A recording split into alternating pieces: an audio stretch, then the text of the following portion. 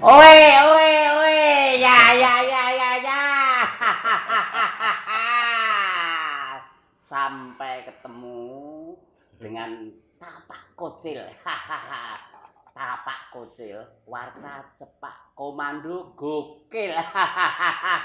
Ya. Nah, kesempatan ini sangat luar biasa, istimewa. Nah, ini saya bersama Jeding Production. Waduh, bisa diterima sama OHD, Om Oi Honjin. Yes. Di Kota Gedok, Magelang. Kawan-kawan, nanti Pak OHD ini akan kita keduk pengalamannya, baik tentang seni rupa kontemporer dan perawatannya. Ternyata merawat karya seni rupa kontemporer itu, aduh, berat. Pak OHD, Om Oi Honjin, terima kasih saya dengan teman-teman diterima di dalam OHD-nan ini. Sama-sama, saya juga senang sekali bisa menerima Anda. Sudah lama nggak pernah kesini lagi ya. Terima kasih Pak. Dan luar biasa ini kami bisa masuk di rumahnya OHD yang banyak lukisan, karya-karya lukisan, karya-karya maestro dari angkatan tahun 60-an, 50-an sampai yang generasi muda ya Pak ya. Oh ya. Gimana bisa diceritakan Pak? Kalau membeli lukisan itu kan mungkin kuat juga atau yang paling sulit itu kan perawatannya. Oh iya, perawatan itu sangat kurang diperhatikan. Padahal perawatan itu di daerah tropis itu lebih sulit dan lebih harus dapat perhatian karena daerah tropis seperti di Indonesia ini kelembabannya tinggi. Ya, kelembaban tinggi itu suatu medium yang sangat kondusif untuk berkembang biaknya jamur dan sebagainya, dan juga debu banyak, perubahan temperatur dan sebagainya, sehingga juga terjadi crack dan macam gitulah. Artinya itu memang untuk merawat karya lukisan itu butuh ruang tertentu. Kemudian karena kalau lembab nanti ada jamur, ada lagi nggak yang mungkin yang paling membahayakan, yang sulit, misalnya ada bubuk, teter dan sebagainya itu. Oh ya, itu semua faktor-faktor itu perlu kita perhatikan. Memang paling ideal itu kok kita juga mempunyai tempat penyimpanan yang humidity control. Jadi berarti ruangan itu kita install dehumidifier, di mana humidity-nya itu diatur sedemikian rupa di mana jamur tidak bisa berkembang. Karena jamur itu untuk menghindari kontaminasi kan susah. Tapi dia itu kalau kelembapannya ini rendah, itu dia tidak bisa berkembang. Ya. Jadi itu biasanya itu tempat kita nggak salah di 45 itu jamur bisa berkembang. Tapi selain jamur, itu kan juga ada insek, gitu, ada rayap, teter, tikus dan macam-macam itu loh, yang semuanya itu kan perusak lah. Ya kan, coro dan sebagainya. Yang paling bahaya rayap sama teter itu ya. Nah, begini, kalau rayap itu memang ganas ya. Uang rumah bisa ambruk kan, gitu. Tapi kalau teter ini lembut ya, makin lembut. Aduh, dia ini bergerak kalau penyerang itu bergerak di bawah tanah. Dari kita tidak tahu, frame-nya udah habis itu, gitu loh. Ya tahu, sudah jadi bubuk. Ya tahu, dari kita kelihatannya masih utuh.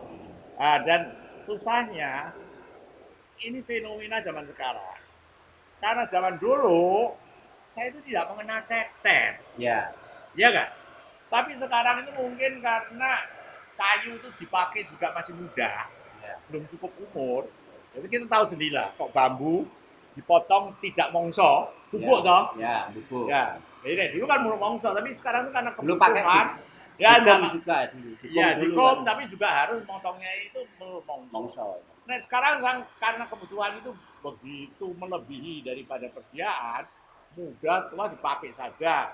Bahkan jati ada yang muda. Nah, dulu jati tua kan keras, layap aja nggak suka. Ya. Tapi sekarang jati muda juga bisa dimakan juga ya. Jadi ini penyebabnya. Dan yang paling repot, memang itu ada pengolahan, sudah diobati, diubikasi, hilang. Tapi tetap bisa ketularan kalau ada lukisan baru yang pakai spandam frame yang masih mengandung bibit teter, akhirnya teter berkembang, itu bisa nularin. Ya, saya itu pengalaman, bahkan piano saya itu loh yang import dari Eropa aja kena kok. Dimakan rayap atau teter itu? Teter. Rayap tuh karena lembut ya teter itu, bawah tanah. Bahkan furniture kuno. Ya toh, itu ada yang dari China itu, ada yang fancy, itu tidak tegas ya karena keras. Tapi ada yang bukan fancy lainnya. Itu di sini juga dimakan teter. Padahal di sana tuh enggak gitu loh ya. Jadi kadang-kadang musimnya, cuacanya, klimatnya tropis itu memang sangat tidak menguntungkan buat itulah. Nah, sekarang artinya kan sekarang OHD kan punya karya yang banyak. Ini kan ya, begitu ketika mesti ada pengalaman yang dipangkat teter dan sebagainya. Antisipasinya gimana? Ya, kita itu pengalamannya sudah sampai kenyang ya toh, karena karyanya banyak. Jadi itu antisipasinya tentunya kita mengusahakan tempat penyimpanan itu memenuhi syarat. Saya mempunyai storage yang besar sekarang yang humidity-nya kontrol. Jadi itu sudah lepas dari masalah jamur. Nah, tapi kalau teter ini, ya kita tuh mesti hati-hati.